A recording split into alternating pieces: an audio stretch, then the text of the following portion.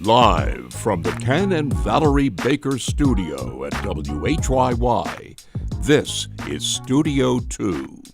On Monday, December 15th, just 10 days until Christmas. Welcome, friends, on into the program. I'm Cherry Gregg. And I'm Avi Wolfman Arent. 10 days until Christmas. Yes.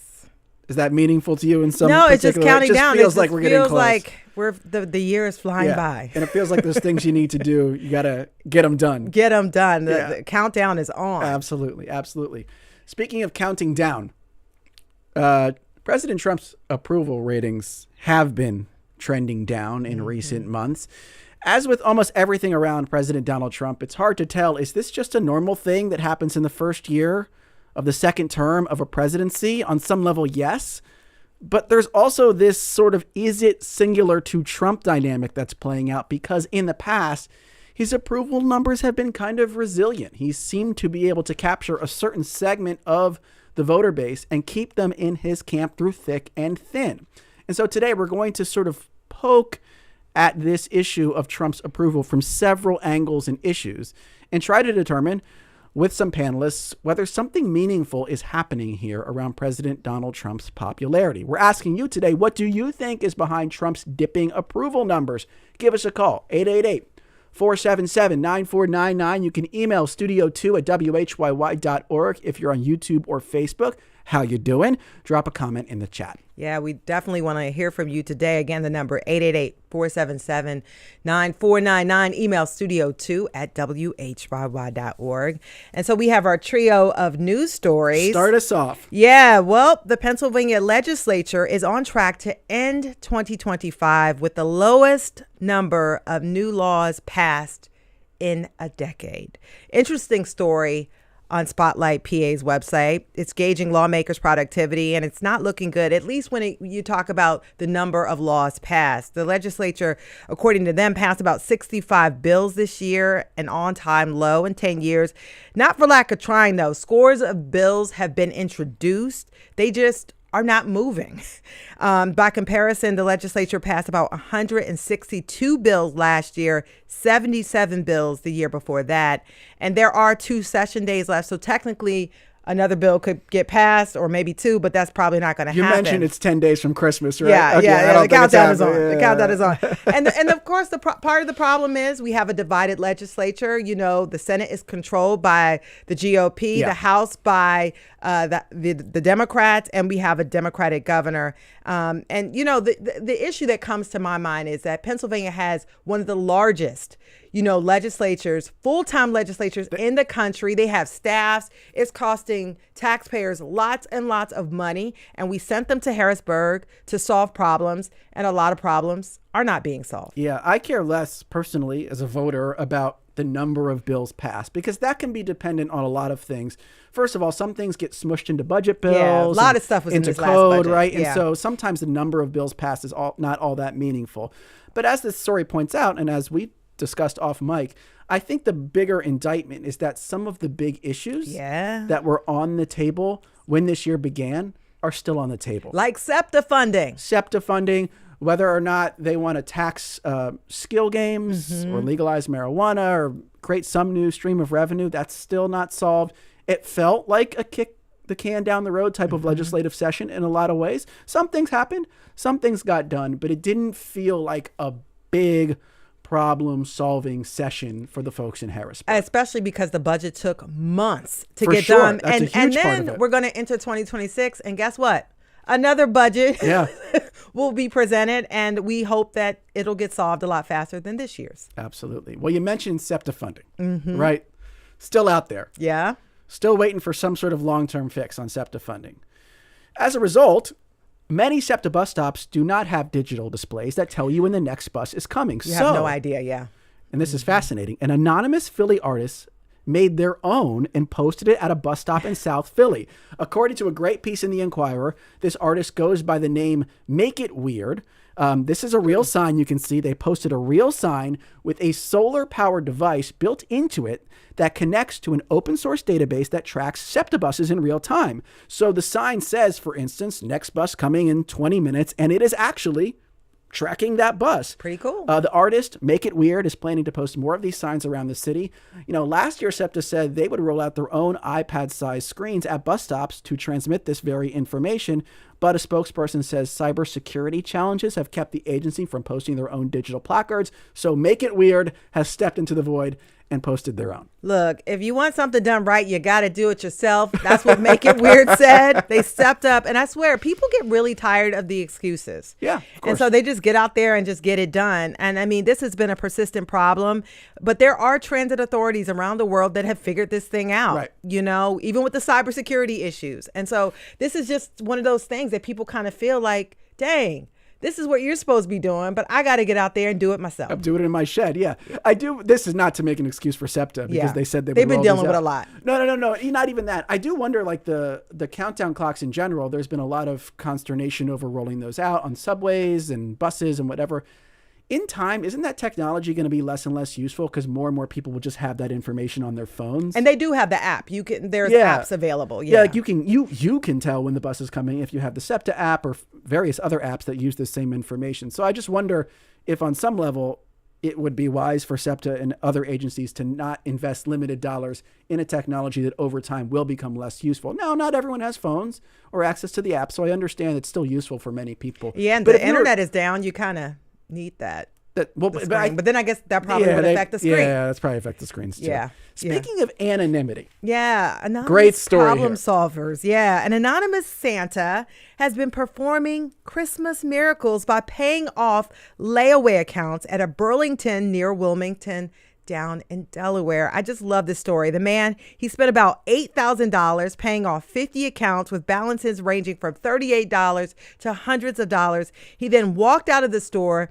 refused to be recognized for his generosity. And this man has apparently been quietly paying off these layaways for 25 years. And so when he came in this year, he was recognized by the store staff. Somebody from the store reached out to Delaware Online. That's where we found this story. They contacted this Santa. He only agreed to go on the record if he could remain anonymous. And Avi, he says, look, he's very fortunate. He doesn't want for anything, but he realizes that a lot of people are not as fortunate. And so he's been doing this in honor of his late mother, who did this years and years ago when he was young. And she paid off like $600 worth of layaways, and it just felt so good. So he's passing it down even to his son. Yeah. So the tradition started with the mom. Yeah. Now the son, who we don't know who this guy is, but the son does it. And then the son does it with his son. Well, yes. It's all so beautiful. anonymously. Such a good soul. And y'all know I love a good soul story. So folks that don't know, Cherry does this whole project called the Good Souls Project where she finds people like this and honors them. And you told me that there are people who you would like to honor through the project, but they refuse to do it because they will not give away their identity. Yeah. That's an interesting kind of person who really wants to help, but refuses any recognition. They don't want any light. They say they just want to do things out the goodness of their heart. And I just love this. And can you imagine being one of the families that get that call from the store, and maybe you were struggling, and they tell you that your whole layaway is paid off and your kids get their clothes, their coats, the Christmas gifts, and you didn't have to pay for it. Yeah. They said people cry. Yeah, totally. And by the way, I am impressed by the generosity, of course. Mm-hmm. I am also impressed by the fact that this guy has kept his anonymity for 25 years. Oh my goodness! And there's a good quote in the story where the guy he's gotten a little cocky with his anonymity now. He says, like, trust me, even my family members, they're not going to be able to figure this out, even though there's some biographical details about him in the story. Yeah. I'm like, I don't know, man. This is the internet era. I think he's being a little fast and loose with his anonymity. I think someone's going to figure it out. I hope they don't, by the way. Yeah. But it is amazing that he's been able to do this for so long. No one's ever known, and he still doesn't want to be known. And I don't know if I could personally relate to that impulse, but I admire it a great deal to want to do something for someone, for lots of people, and to truly refuse credit for it. Yeah, it's a rare trait. And by the way, he put this on his credit card, according to that. So he's paying for it all at once. But but he's very generous, and I appreciate people like this doing acts of kindness for no reason other than to be kind. Yeah. And with that note, we thank our pledge supporters here at WHYY. Just kidding. Our show today is all about President Donald Trump. Mm-hmm. And the way the public views the president right now. His approval numbers have been trending down for a while. it's not like they're way below where they were in the past, but there is a little something happening, whether it's some defections within the GOP, his approval ratings on key issues like immigration and the economy that do feel a little different than the past. So we have a panel of experts, some commentators. We're going to talk about it with them and you. And we want to know, what do you think is behind Trump's dipping approval numbers? Give us a call, 888-477-9499. You can email studio2@whyy.org if you're on YouTube or Facebook. Do us a favor and drop a comment in the chat and don't go anywhere. We'll be right back on Studio 2.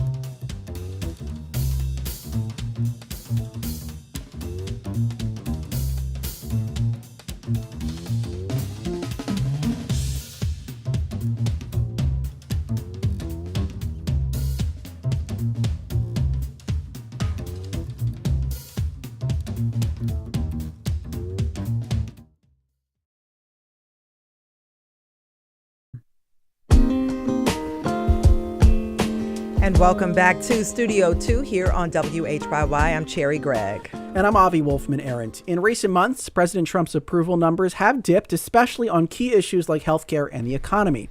He's at a record low when it comes to his economic policies. Just 31% of Americans approve of the job he's doing, according to a recent survey by the Associated Press. And that's surprising because the economy used to be his top-rated issue.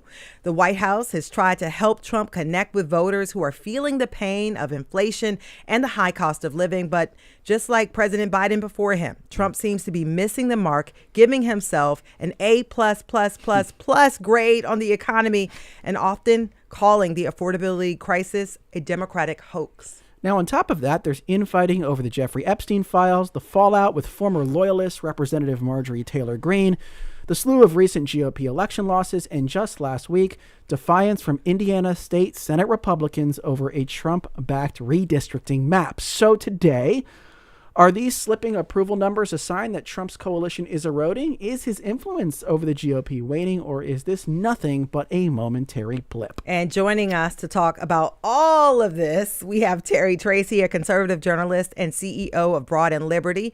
Terry, welcome back to the program. Thank you for having me as always. Yes, and we also have Mustafa Rashid, a Democratic strategist and the CEO of Bellevue Strategies. Welcome to the show. Thank you, Cherry. Thanks for having me on, Avi, as well. Yes, and we want to hear from you, our listeners at home, on the road, and elsewhere. Our question of the day is, what do you think is behind Trump's dipping approval numbers? The number to call is 888-477-9499. The email is studio2@whyy.org. And if you're watching on YouTube or Facebook, drop your comments in the chat.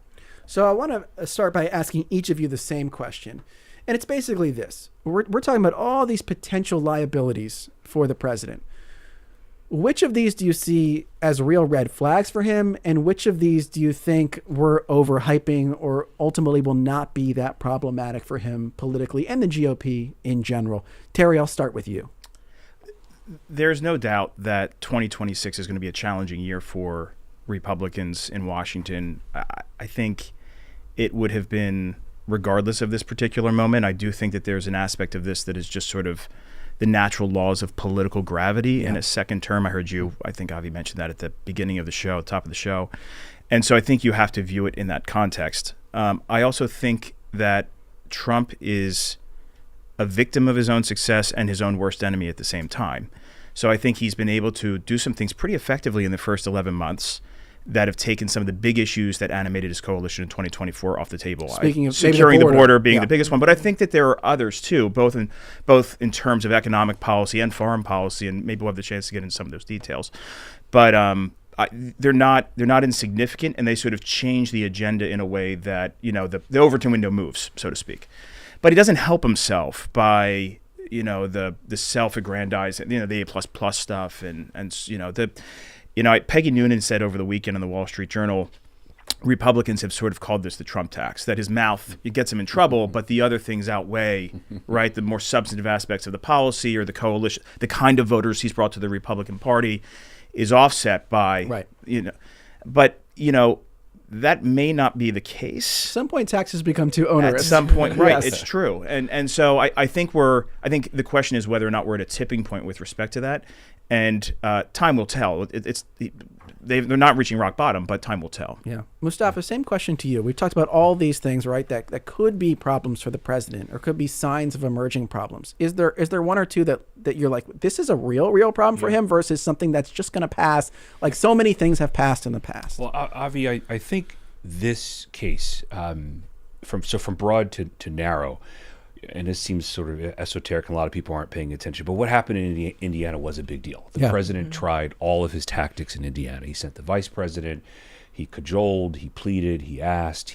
They wanted Indiana to redistrict their seats in a way that Republicans would go from possibly 9 seats to 11 or 7 to 9, something like that, sort of wiping out Democratic seats there in Indianapolis. And he tried it. When that didn't work, then he threatened. He promised primaries against him. Legislators in Indiana received threats and swatting and other things like that, and they held fast against federal overreach. And so this is the first time that I can recall that Republicans have stood up to him. I've not seen that happen before.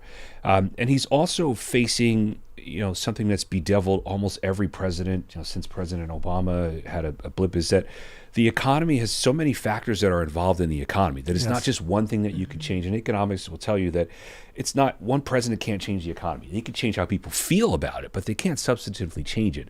And so while he says the stock market is doing well, most Americans, to Cherry's point, feel like affordability, the cost of living, is out of reach for them. And while that's out of reach, you're not going to be able to fix that. You're not going to be able to change that. The economy kind of does what it does just based on market conditions, and the president, by and large, does not have any control. Real quick follow-up on your first point about why you think what happened in Indiana was substantive. Yes. There were Republicans who sort of stood up, sometimes on their way out the door, to President Trump. I'm thinking of like Jeff Flake years ago. And Yes. So what makes this different than that? The sort of the never Trumpers who abandoned early on. What makes this different? In this regard, they felt that they no longer needed to tie their political future to this president. They knew he's never going to be on the ballot again, and that they needed to stand what was best for them. The politics of this is when you take a safe Democratic Republican seat and you try to expand it, you're going to add in votes that may dilute your ability to win. And so a lot of them felt their own self-preservation was at risk. They didn't want to do that. And they said things, they were preserving democracy, which was sort of remarkable to have Democratic talking points. But they held firm, and as it stands now, they're not going to do it. And again, this is the first time that I can recall Republicans stood up to President Trump and said, no, they're not going to do something. Yeah. And did you want to comment on that, Terry? No, I mean, I think that it was a victory for conservatives, like small C conservatives, folks who have been making constitutional arguments over the course of not just the Trump presidency, but the Biden and Obama presidencies as well. So it was a victory for conservative principles, constitutional principles, and Republican principles. That being said, I would dispute this idea a little bit that Republicans are not willing to stand up to the president. I think John Thune has done so on the filibuster, right? And Ted Cruz and a handful of conservatives said we're not going that path there. So, I think those are the kinds of that's Trump's impulsiveness that gets him in trouble. We'll redraw the maps. We'll get rid of the filibuster, right? And he's not thinking necessarily about the long-term implications because he is so convinced that if we just enact my policies, it's all going to resolve itself. And even to the extent he's right, it doesn't matter because in democracy, process matters. And when any president is able to just throw process out the window, it does significant damage to the country. Yeah, and so thank you for that. I want to read this email from Hal, who says Trump's dipping approval rating is largely because he ran on affordability, and now he's saying that affordability is a hoax and the economy is just fine. And I want to play this clip because Trump went back to the basics. The thing that he does great is tour and bring the crowds together and talks directly to his base. And he came to Pennsylvania to launch this affordability tour. And take a listen to part of what he had to say when he was here. But they use the word affordability, and that's their only word. They say affordability, and everyone says, oh, that must mean Trump has high prices. No, our prices are coming down tremendously. And so, this is the thing that people used to hammer Biden on when he was running for president. And then, of course, kind of stepped out of the race. But this was one of the big issues. Trump doesn't like to admit failure. Your thoughts on this, Mustafa, as he he says it's a communication problem, not an actual problem. Your thoughts? It is an actual problem. And to Terry's point earlier, the president is being his own worst enemy on this. Is he specifically said numerous times that gas prices were going to go down, the price of eggs were going to go down, the price of coffee. He specifically said that on day one that certain prices were going to go down, and that's just not possible for a president to enact a policy on day one for prices to go down. And so, he could have couched it and had a little less hubris in the process and said, we're going to work for affordability. We're going to work to have these things. But when you make a definitive statement and you say you're going to do something on day one, people have an expectation that's going to happen. And by and large, based on the economic numbers and the data now, the polls, no one feels that the price of living is any less than it was a year ago. Yeah. And why do you think, Terry, that Trump isn't just accepting this and just saying, you know what, look, this is not something I can fix overnight. Why not just level with the American people, tell them that it takes time versus acting like it's a hoax? No, I think that's right. The president doesn't really do nuance, if you haven't noticed. But, Biden's challenge was, it was 4 years in and he was making this argument. This guy's 11 months in and he's cleaning up a bit of a mess. And I do find the Democrats' criticism on this particular issue to be sort of amusing. It's a little bit like a chain smoker getting sick, right, and blaming the chemo for being the issue. The country has a lot of work to do in order to get out of the hole that it was dug by the Biden administration economically. I think there's two things that the president should focus on that I think would pay dividends. The first would be level with the American people and say, look, my tariff policy, we're probably sacrificing roughly a point of GDP. And so what that means is there's going to be slower growth as a result of these policies. But the impact of trade balance and long-term investment in the country, like the U.S. Steel Nippon deal in Pennsylvania, which is going to attract $100 billion worth of investment and create 150,000 jobs in Pennsylvania alone, those kinds of deals are going to pay dividends. So I know this is tough. I know this is painful, but I'm asking you to hang with me because these things are going to pay off in the long run. And then contextualize it. Given what his rhetoric has been. Well, you're just asking me how would you fix it. I didn't say he'd do it, but that's the reality. That is the factual reality. I guess my point is that he is tethered to his style, maybe more than any president, although every president has a style, right? Yeah. He is so tethered to his way of presenting information. I'm going to fix it. I'm the only one that can fix it. I'll fix it right away. There's an urgency to the way he speaks. It's responsible in some ways for his rise, but then you get into this exact situation where they're trying to do a long-term play on the economy. Right. But he is the only one that can fix it. There's not been, in terms of politicians, there's not been a politician who's been this effective in getting major economic policy through. Outside of maybe the Recovery and Reinvestment Act in the Obama administration, this is the most significant play in terms of restructuring the American economy we've seen in some time. I will also say what's going on in the background, though, that nobody is talking about, or at least not talking about in the right terms, is AI is here. Mm-hmm. And that is what's creating, I think, a lot of unease amongst Americans. Places like New York, they've been expensive for a long time. Mm-hmm. This is not new. I think the trouble is, well, if things get more expensive, I'm going to be able to keep pace with it, right, ultimately. And my kids are going to be able to do better than I'm doing. And I think that there is so much unspoken unease out there around what the future of the American economy and, frankly, the world's going to look like around this now that it's here. That we addressing that more proactively would pay a lot of dividends. I think politically, the problem is it would require a level of empathy that this administration, quite frankly, struggles with. I also think, like, the obvious, I don't know, obvious, but if you look at Trump's backstory, his history, and what he said in the past. I feel like something like AI would be an issue where he would say, I want to counteract the power of the tech elites. I think this AI is bad, essentially. But he's not doing this, I think, probably because he realized he can't do it on some level.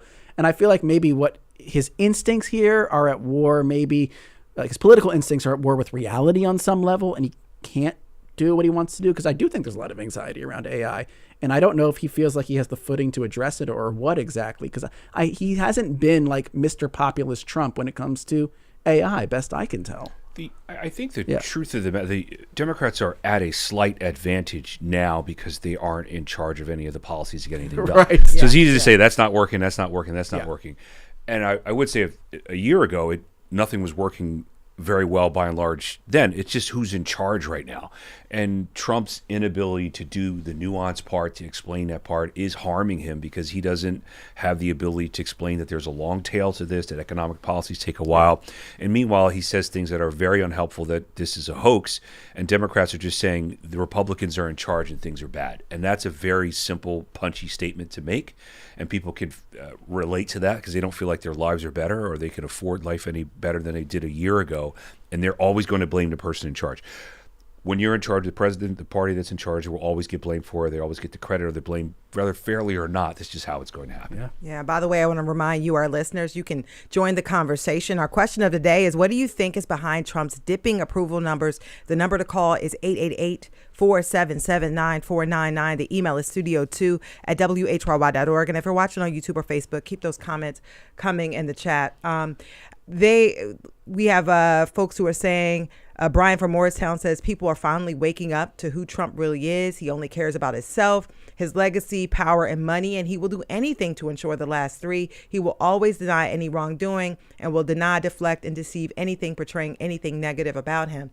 And so I wanted to follow up a little bit with you, Mustafa, because you touched on a point about Democrats.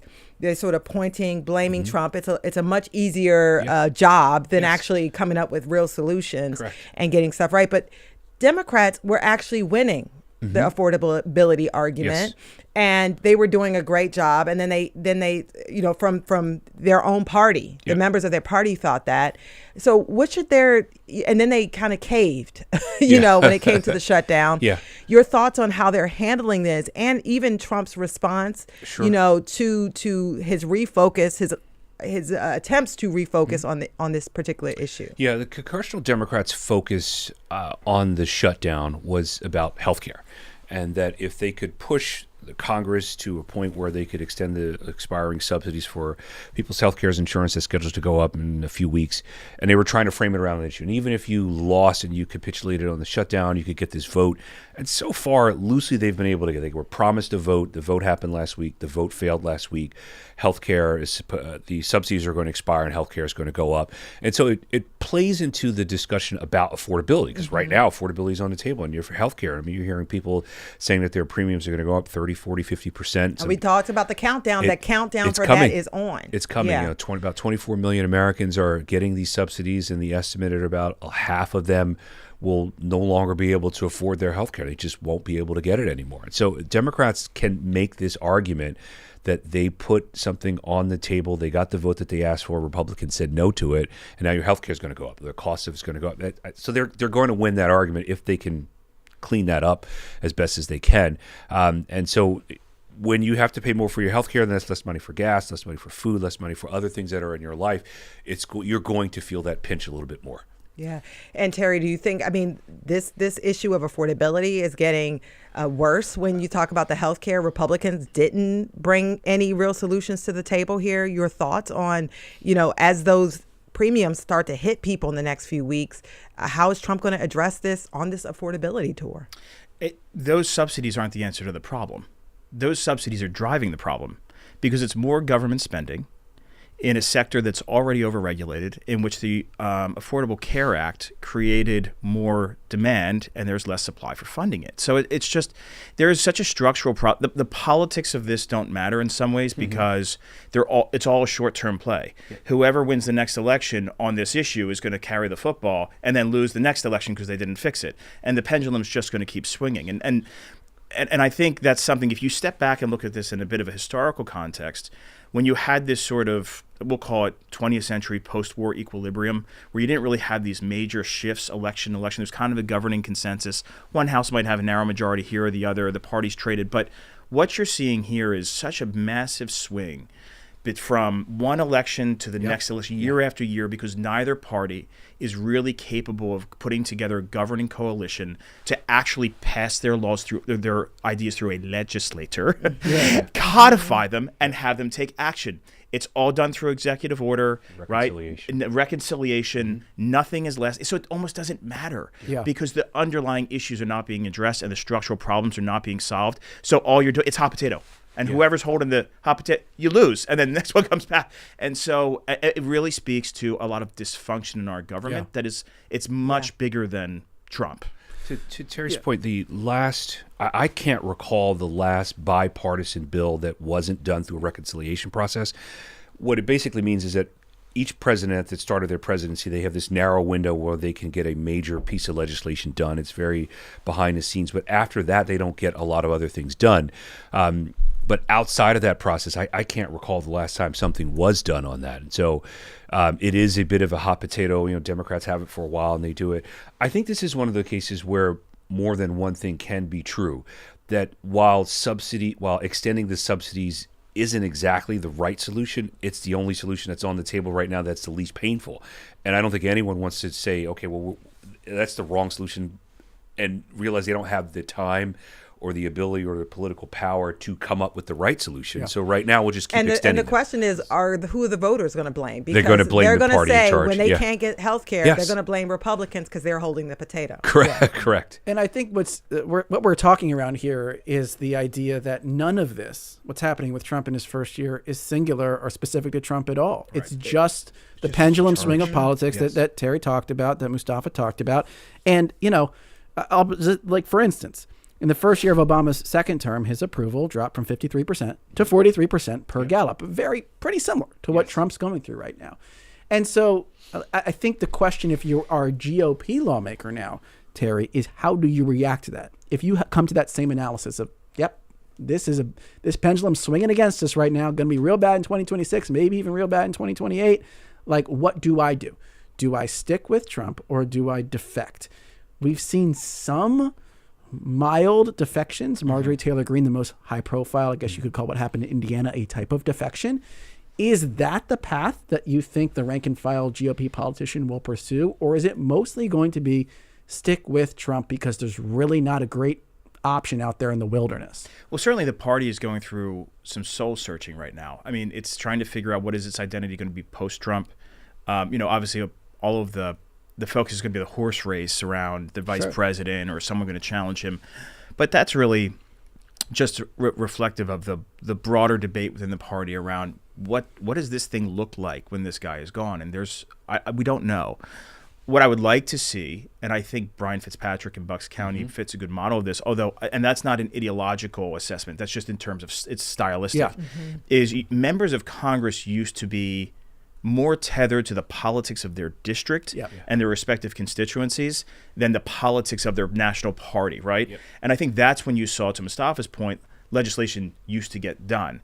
And right now we're effectively operating as we're working like this is a parliamentary style of government under our constitutional framework, and it's broken. It's not working because everyone feels like they have to have fealty to the de facto leader of the party or the president of the United States, rather than doing what they believe is in the best interest of their district and being consistent about what they're. I think that there are a number of Democrats. I would say there are a number of Democrats, even in southeastern Pennsylvania, a few come to mind, that are very removed from the actual politics of their districts. But they're much more closely tethered to national Democratic progressive policies and it's true on the Republican side. And I think if you could get folks like Brian Will that Fitzpatrick, swing back, though? Because I feel like everything gets increasingly nationalized. I don't know. If this redistricting arms race continues to go the way that it does, it won't swing back. Yeah, that's a huge. It won't. Yeah. I mean, Do you agree? you'll have stuck. fewer. Yeah. You'll have because you have more safe seats.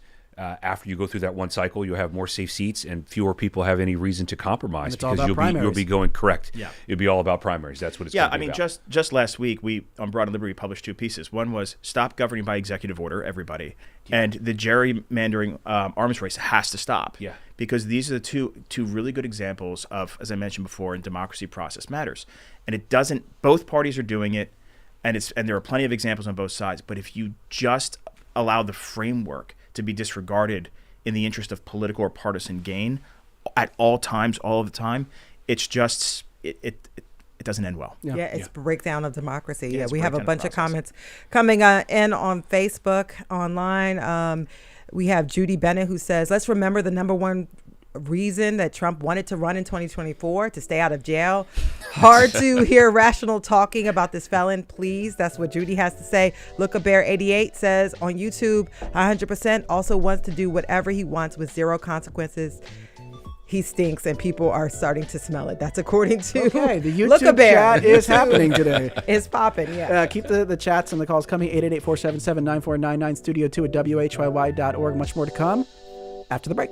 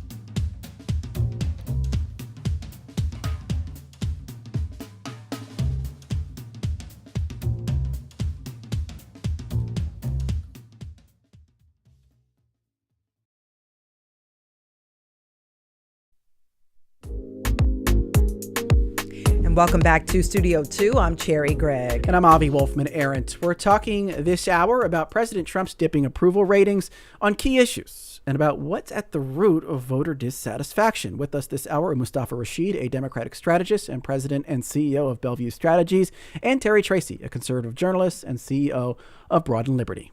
And now we're welcoming back Victor Martinez, host of Politics in Espanol US down in Allentown. We spoke to Victor last year ahead of the presidential election about Latino voters in Pennsylvania. The Latino vote played a big part in President Trump's victory, but now there appears to be an erosion of Latino support. So, Victor, welcome back to Studio 2. Well, thank you for having me. And of course, we want to remind you, our listeners, about our big question this hour. What do you think is behind Trump's dipping approval numbers? Call 888-477-9499. Email studio2 at WHYY.org or drop a comment in the YouTube/Facebook chat. And so, Victor, Latino voters swung toward Trump last year, then away in 2025's off-year elections. What are you hearing in Allentown from the voters you speak with? Well, not just in Allentown. I mean, our morning show airs in Philadelphia, the Lehigh Valley, Reading, up to Lancaster. And obviously, immigration is a big issue with the Latino community. But more interesting with the Puerto Rican community here in Pennsylvania, almost 1 million Puerto Ricans live in Pennsylvania. It's the way this immigration enforcement is being handled. When you talk to Latino voters who voted for Trump and wanted Trump to, like a lot of people, to deport the criminals and the rapists and the drug dealers. And now all of a sudden we see in our communities, ICE agents going to church to pick up people, schools, daycare centers. We don't like that. Yeah, I'm curious specifically because I remember you telling us about Puerto Rican voters in general, seeing immigration enforcement as something that maybe wasn't going to affect them personally, but of course they're U.S. citizens. And I'm curious, have you sensed a change in that feeling like immigration is a more personal issue to me now than perhaps I thought it was 12 months ago, or is that fairly static? Absolutely. I mean, when we talk about an election or do an election, well, immigration, the border is not really something that Puerto Ricans pay more attention or a lot of attention to it because, again, we don't have those immigration problems. We're U.S. citizens. And so it's not a big topic. It's not a big issue. The economy, education, those are big topics for us Puerto Ricans, including myself. But it has now become an issue because what I said before, when you go through our social media and you see people being picked up in court while they're going to their appointments. So these are people who are trying to do the right thing, trying to go through the legal process of staying in the United States, and they're being picked up in the hallways of the courtrooms while they're going to their appointments. Then that's something that we don't like. Those are our friends. When we see our friends, our neighbors, scared to go to church or scared to drop off their kids at their school or scared to go to a daycare, because what we see in social media is ICE agents, again, picking up people who are not criminal. They're just people who are here contributing to the economy and working. Then now all of a sudden Puerto Ricans care a little more than during the election cycle. Are people expressing regret? Are they saying that, you know what, I made a mistake, I shouldn't have voted for Trump? Are you feeling people sort of going that far versus saying we didn't think Trump was going to do this? I've seen both. I've seen people who are regretting voting for Trump. I do see some who are still on the fence and will tell me, and they call me on the radio and they said, you know what, I'm not quite there yet where I regret it, but I am not happy with what's going on. Yeah. And so quick follow up to you. I mean, is this an opportunity for Democrats? Absolutely. Absolutely is an opportunity for Democrats to go back to the Latino community and say, hey, listen, come back to us. Come back to give us a chance. But, you know, something that we always tell both parties, Puerto Ricans got their own issues, Mexicans got their own issues, Salvadorians, Guatemalans. Just because we all speak Spanish doesn't mean that we are all the same or that we have the same backgrounds or the same problems. So we can't be painted all with one brush. They really have to pinpoint what each community, and you know what, that's why it's so difficult for both political parties to try to get this message to the community. I'll give you an example. During the election, one of the things that I criticized from the Kamala Harris campaign was they were airing a Spanish commercial in our radio station with Mexican music, mariachi, Mexican theme. Well, we are Puerto Ricans here, right? If you look at Allentown is about 60-70% Puerto Rican. Same thing in Reading, same thing in Philadelphia. So airing a commercial with a Mexican theme, with a Mexican mariachi is not going to get the attention of the Puerto Ricans that vote in Pennsylvania. Same thing in Miami. You can't go to Miami where you have a big Cuban population, or New York where you have a big Dominican population. And so that makes it difficult for both parties. I hope that they learned their lesson. But to answer your question, yes, Democrats now have an opportunity to reach back to the Latinos and say, hey, come back to us. We care about you. We will listen to you, whatever they think it's the right message to convey.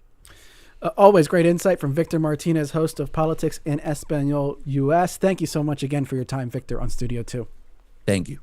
I want to bring in a caller now. This is Jordan from Elkton, Maryland, on the line. Hey, Jordan, you're on Studio 2. We've been asking folks, what do you think is behind Trump's dipping approval ratings? I'm curious if you have an answer to that question.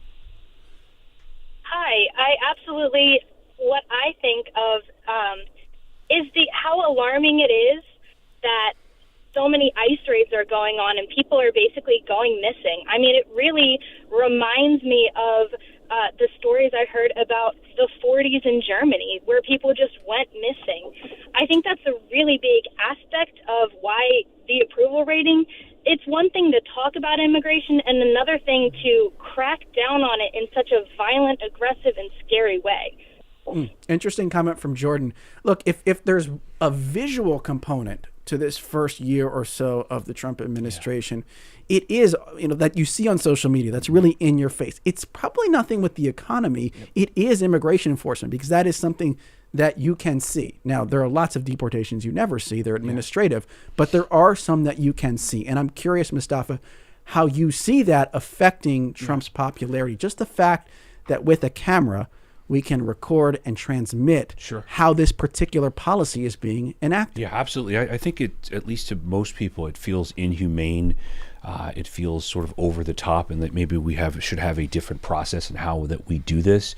It's funny, to Victor's point, I do think Democrats can learn from this. Miami just elected its first Democratic mayor in 30 years, which is a big deal. I mean, and the nuances of the Latino community in Miami are very different than anywhere else. There's a lot of Cuban Americans, and they have typically voted as Republicans. And so for them to vote for a Democrat, it's there. But in cities all across the country, you are seeing ICE agents in an enforcement level that seems very aggressive. In some cases, they've taken American citizens, they've taken American veterans, they've taken people who do not have deportation orders at all, and people are being taken off the streets. And I don't think any of us thought that that's how it was supposed to go, but that is how it's happening. Yeah. You're curious for your thoughts on that, Terry, because we actually had you on the show prior talking about this issue.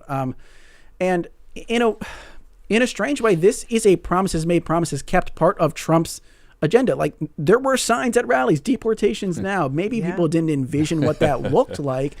I mean, but it goes. I'm curious, like, could Trump pivot on this issue given how much he promised exactly this?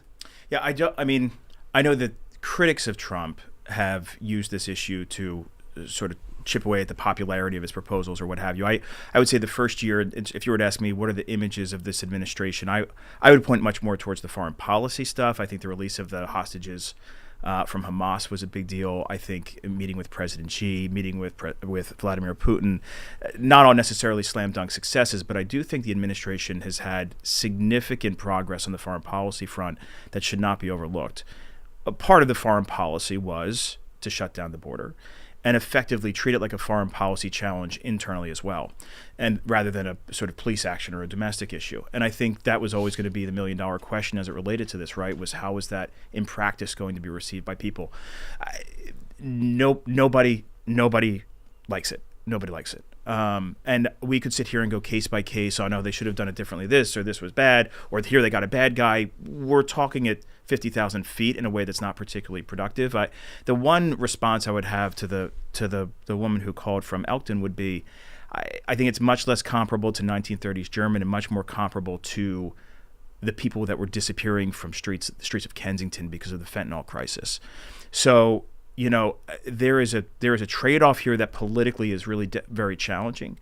But shutting down the border, getting the drugs to stop flowing from across the border, there are real policy wins in there that the Trump administration should tout. And of course, whatever they do in terms of deportations, they should do lawfully, and they should do as humanely as the situation, requires or warrants. Yeah. By the way, AD on Facebook says people waking up and realizing that those who saw this coming were correct and they didn't heed the warnings. Now that they are being directly impacted, they are having voters' remorse. By the way, I want to talk a little bit about 2026 because it's days away at this point. And I know it's like, and what I read, more than 50 members of the House are leaving. More than 30 of those are Republicans. And I think that number may be higher. You got multiple senators leaving. I think 7 at least. That number is creeping higher every day. I want to get your thoughts on what it says when so many lawmakers want out, and especially Republican lawmakers. Your thoughts, Mustafa? Yeah, well, Trump was interviewed over the weekend by the Wall Street Journal, and he acknowledged that he wasn't sure if his economic policies would translate to victories next November during the midterms. That they were a little more nuanced. They were going to take a little bit longer time. And remember that only two presidents have gained seats during the midterm. That was Bill Clinton in '98 and George Bush during the Iraq War in 2002. So it's by and large, you're going to lose seats. And so I think they're facing that. There's not an expectation that's going to happen. There are warning signs all across the country that Democrats are outperforming. And I think a lot of Republicans don't want to be a part of that. And Trump does remember in 2018 when Democrats picked up, I believe, 40 seats in his midterms, and his presidency was sort of effectively over at that point. His impeachment trial started, oversight hearings started, and so I think he didn't want that to happen, which is why this redistricting arms race came about. But it looks like it's going to happen, regardless of what people are trying to get done. And I want to get your thoughts, Terry, as well. I mean, you have so many Republicans who are just saying, I'm out, and I wonder if it's even fun being a lawmaker at this point, because stuff isn't getting done. If you speak out, you may get in a battle with the president. Like, just your thoughts on what it says when you have so many Republicans willing to step aside.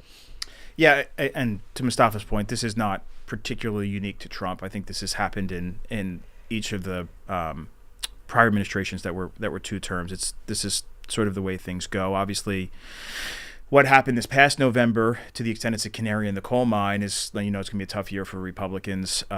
It wasn't just that Republicans didn't win in states that tilt blue, like Virginia and New Jersey. It was sort of the nature of the losses, the margins, right? Yeah, the margins. yeah. But I think you got to take the long view here and say, well, I mean, we are running against Democrats, and there's very little policy cohesion with respect to how they. The difference between the woman who won in Miami and the gentleman who won in New York could not be more stark. Yeah. Right. So they're agreeing that Trump bad, and they're agreeing that it should be more affordable. Yeah. But I think, to our point to the conversation earlier, once they get in there, what are they really going to do? Yeah. And the one thing I would say, and this is probably a rabbit hole, whatever they do for the good of the country, if there's a Democratic House in January of 2027, can the first thing they do not be to draw up articles of impeachment? Can we just not go down that path again? I want to bring in real quick this comment from Charlie on Facebook. Trump could have an 80% approval, and mainstream media would use their pseudoscience to flip the numbers. This is a very typical sort of MAGA response to what's going on. It's not real. It's made up by the media. Trump sort of never takes an L. He never accepts defeat. That has been such a powerful brand for him. It's really attached him to his base. But we are now in year 10, essentially, of this. And at some point, every political act wears thin, whether it is the way Obama presented Obama's rhetoric of hope and change. That wore thin for some people. Trump's like the polar opposite. I just wonder how much longer he can go to the well of it's fake or the shock value well. Do you feel like he's starting to come up empty at all, Terry? Well, his point about the press is real, and that's not Trump. I mean, I founded Broad and Liberty because I did not believe that conservatives generally got a fair shake in the media. And I don't think, not only is Trump not any different, he's probably been treated like the worst. And so I do think that within legacy media in particular, there needs to be more of a level playing field. People need to get all the information they need so they can make their own decisions. That is a real issue. The problem is that I think Trump, he made a post on Truth Social sometime last week calling the press seditious and libelous and something should be done about not helpful, right? Yeah. Not, but not, my bigger question is beyond that as we wrap up. It's not even so much like not helpful, right, wrong, whatever. It's just that when you press something so hard to the extreme for so long, at some point people just, I think, start to roll their eyes and like, like, has he reached that point, or does that type of rhetoric still have an impact? We only have 15 seconds, but yeah. No, I mean, any president, not only they're in their second term, this guy's effectively been for 10 years. 3 terms in a sense. Yeah. People are going to start to tune out. Yeah. All right. Well, we didn't tune you guys out this hour. You were both wonderful. Terry Tracy, CEO of Broad Liberty, Mustafa Rashid, President and CEO of Bellevue Strategies. Appreciate both of your times today on Studio 2. Thank you. Yeah, and thanks for everybody on the Facebook who had their hot takes. Yes. At Facebook and YouTube, we appreciate you and all the folks who emailed and called in. And thank you, of course, to our producers, Debbie Builder, Andreas Copes, and Hazel May Bryan. Thanks to Mike Schiffler, our visual producer, and to Adam Staniszewski and Tina Kalikay, who engineered today's show. Our executive producer is Kevin McCory. From Studio 2 here at WHYY in Philadelphia, I'm Cherry Gregg. I'm Avi Wolfman-Arendt. We will talk to you tomorrow.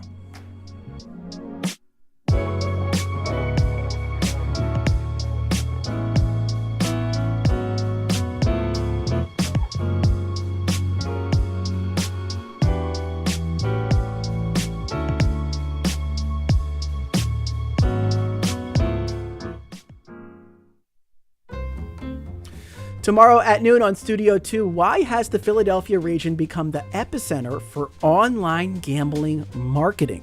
Residents in our area are being bombarded with ads and social media luring them to place a bet. And now, problem gambling is on the rise. So we'll talk about online gambling, from slots to sports betting, and we'll discuss the predatory world of crypto casinos. Yes, there's crypto casinos now. That's all coming up tomorrow. But coming up next right here on WHYY is Here and Now.